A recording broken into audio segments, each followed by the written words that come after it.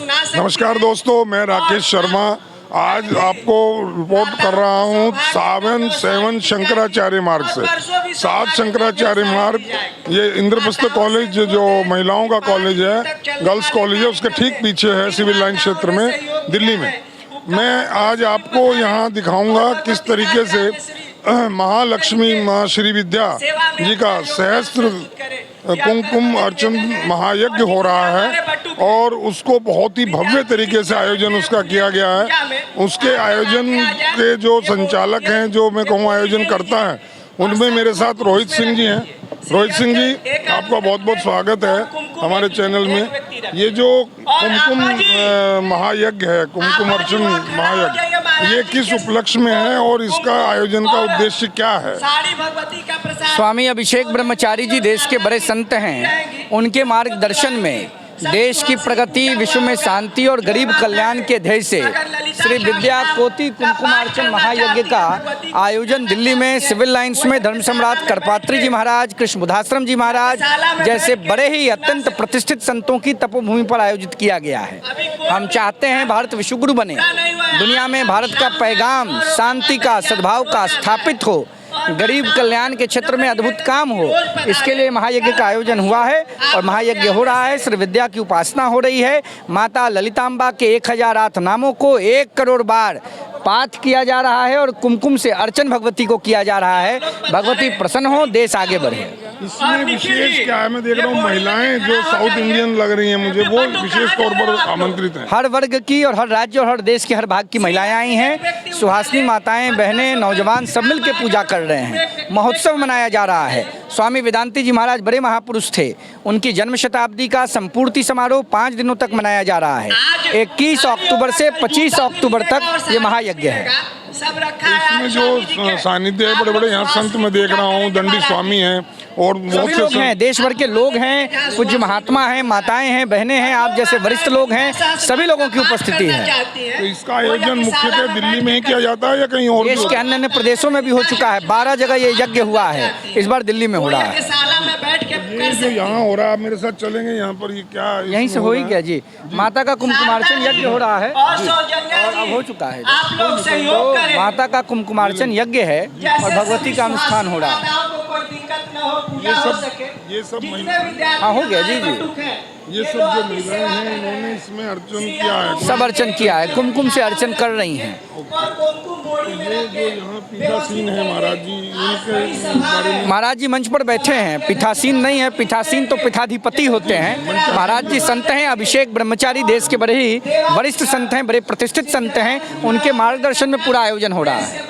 Thank you. आइए मैं आपको दिखा दूं कि ये सब वो महिलाएं हैं जो देश के विभिन्न भागों से आई हैं।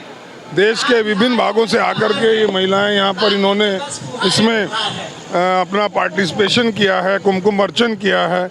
और देश के ख़ास तौर से मैं देख रहा हूँ दक्षिण भारत से बहुत यहाँ महिलाएं हैं। तमिलनाडु है, केरला है, आंध्रा है और इस तरह से दक्षिण भारत को इन्होंने यहाँ साकार कर दिया है। इस तरह से एक पूरा ऐसा लगता नहीं कि हम नॉर्थ इंडिया में हैं, दिल्ली में हैं, ऐसा लग रहा है दक्षिण भारत के किसी धार्मिक स्थल पर हम खड़े हुए हैं। ये सब वो महिलाएं देखिए प्रसन्न मुद्रा में। मैं अपने साथियों को कहूँगा जरा सबको जरा दर्शन कराएं, थोड़ा सा रास्ता दें जी। और उधर मैं आपको दिखाऊं, दूर विद्यार्थी लोग, ब्रह्मचारी लोग, वहाँ सभी लोग विराजमान हैं जो मंत्रोच्चार के द्वारा ये सब कर रहे हैं। और ये सब वो महिलाएं हैं। अभी ये सायंकालीन इसमें शुरू हुआ है।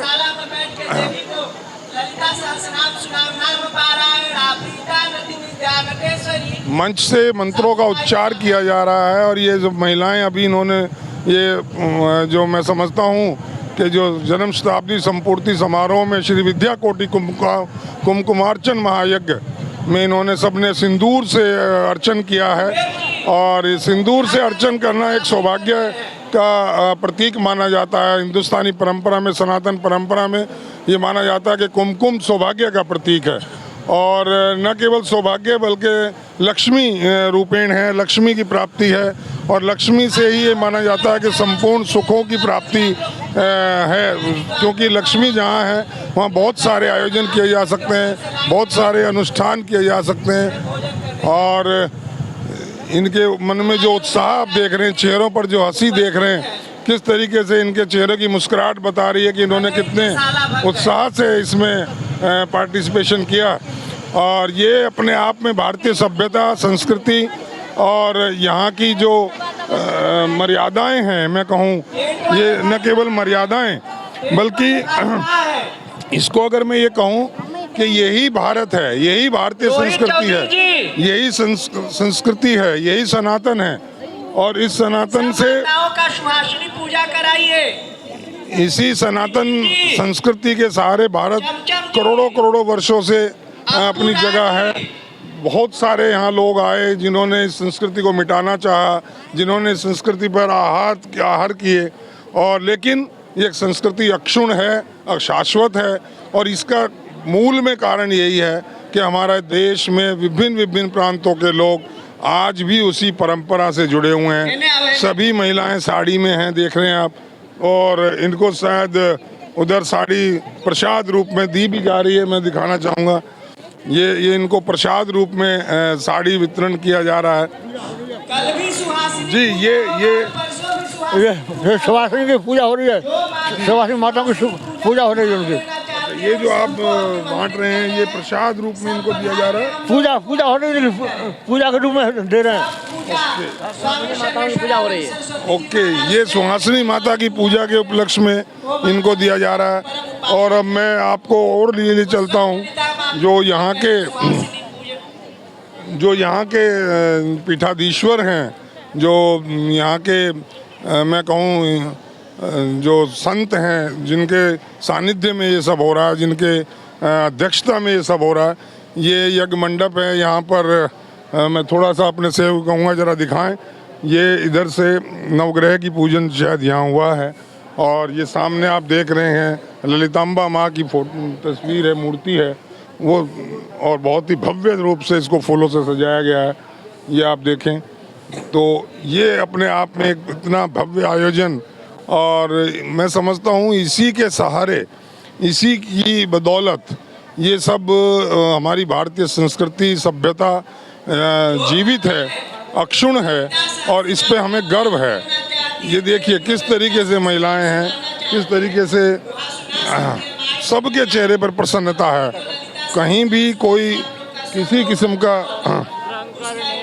और ये मैं अभी जिनकी बात कर रहा था, जो पीठासीन यहाँ के हैं, शंकराचार्य जी, वो आ गए हैं और अपने शिष्य मंडली के साथ, और मैं उनसे भी बात करने की कोशिश करूँगा। मैं चल रहा हूँ उनके पास।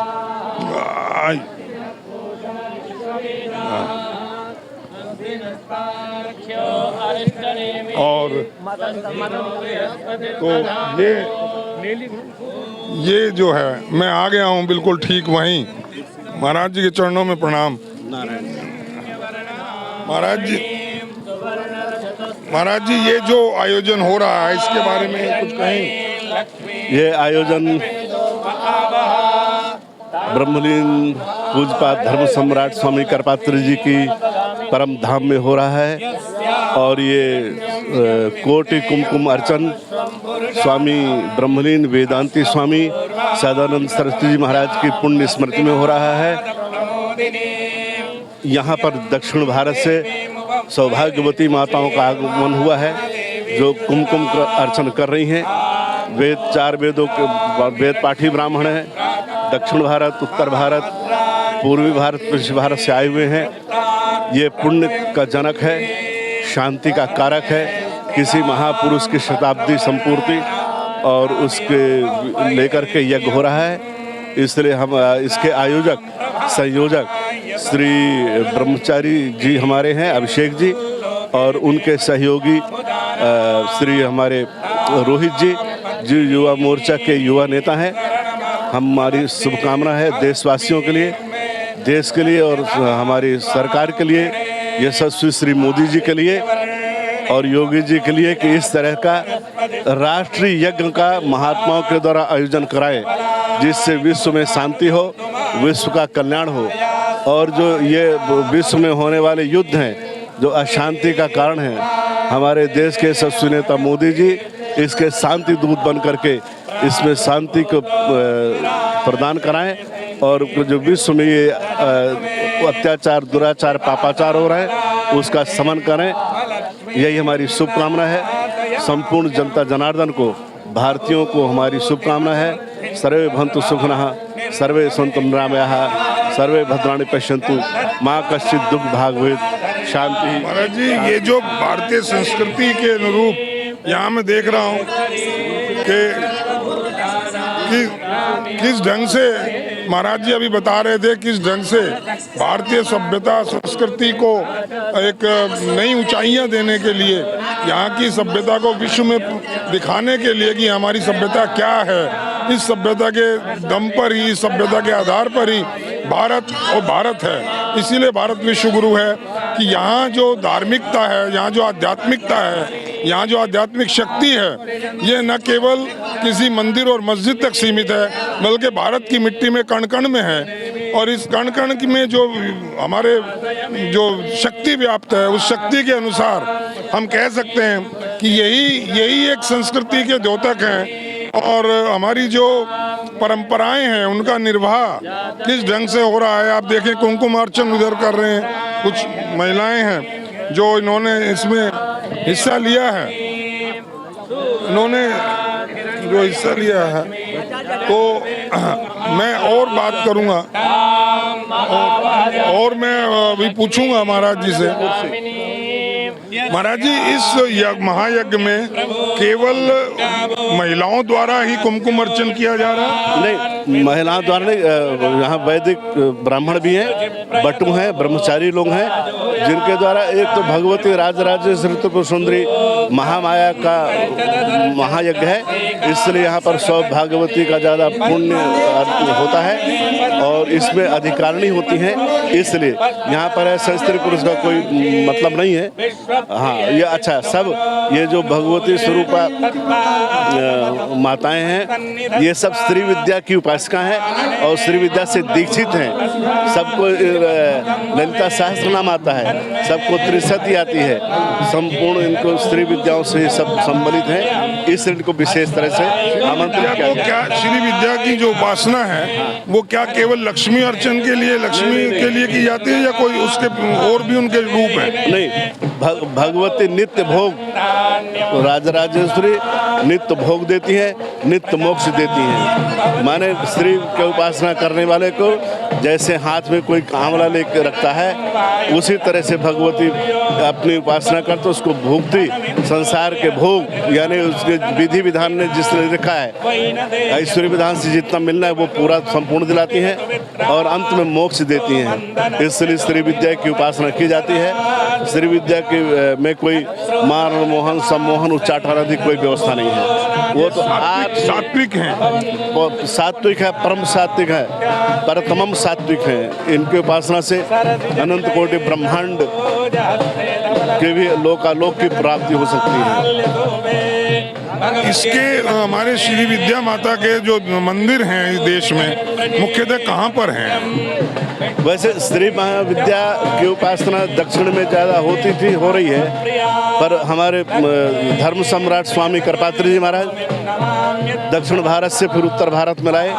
इस समय उत्तर भारत में भगवती स्त्री की बहुत उपासना हो रही है, महात्मा लोग उसे बहुत कर रहे हैं। स्त्री विद्या के मंदिर में भी है, हरिद्वार में है, काशी में है, दिल्ली में है, लुधियाना में है और उसमें दीक्षित व्यक्ति ही दीक्षित पुरुष दीक्षित माता ही उसकी उपासना कर सकती है, जो दीक्षित नहीं होते नहीं कर सकती। आम आदमी, मेरे जैसा आम आदमी जो बिल्कुल जिसको संस्कृत का ज्ञान नहीं है, जो केवल और केवल ये चाहता है वो भी श्री विद्या की उपासना करे, पूजा करे, तो कैसे कर सकता है, कैसे किस रूप में बच सकता है? ऐसा उसके लिए ना कुछ नियमों की व्यवस्था होती है। शिखा सूत्र होना चाहिए, उसमें ब्राह्मण क्षत्रिय वैश्य आदि सभी वर्ण कर सकते हैं। उसको एक अक्षर से लेकर के और 16 अक्षर तक उसके मंत्र होते हैं। क्रम पूर्वक उसकी दीक्षा ली जाती है जो श्री विद्या से दीक्षित गुरु हों, वो तीन पीढ़ी से चले आ रहे हों, उसके दीक्षित होकर के फिर स्त्री की उपासना करनी चाहिए। लोग कहते हैं कि श्री विद्या की उपासना रात्रि में ही की जाती है। नहीं, ऐसा कुछ नहीं, रात्रि में की जाती है कि दिन में की जाती है। आजकल तो भारतवर्ष में एक स्त्री विद्या का व्यापार हो चुका है। स्त्री यंत्र भी ऐसे बाजार में बेचे जा रहे हैं, स्त्री यंत्र भी बाजार में बनाए जा रहे हैं, मशीनों से बनाए जा रहे हैं। ये स्त्री यंत्र किसी मशीन से नहीं बनते हैं। स्त्री यंत्र तो जो स्त्री विद्या से दीक्षित महापुरुष है, स्त्री की उपासना करता है, वही यंत्र बनाता है और उन यंत्रों को देता है। ये बाजार में बिकने वाले न गुरु होते हैं, न बाजार में शिष्य खरीदे जाते हैं, न स्त्री विद्या बाजार में ऐसे बिकने वाली कोई चीज़ है। ये आडंबर नहीं है, ये आडंबर नहीं, एक नहीं, बिल्कुल सात्विक, आत्म शांति के लिए, आत्म लाभ के लिए होता है जी। तो बिल्कुल जो इसका सूक्ष्म से सूक्ष्म ऐसा कोई मंत्र या ऐसा कोई जप है जो कोई भी आदमी कर सकता है, अनपढ़ भी कर सकता है? नहीं, उसको मंत्रोच्चारण से नहीं किया जा सकता है, क्योंकि अक्षर है वो ब्रह्म है। ब्रह्म की उपासना के लिए कुछ नियम और यम होते हैं, वो आप यहाँ किसी दिन आइए 25 के बाद। आदमी अगर श्री विद्या की उपासना करना चाहता है, अनपढ़ आदमी भी कर सकता है।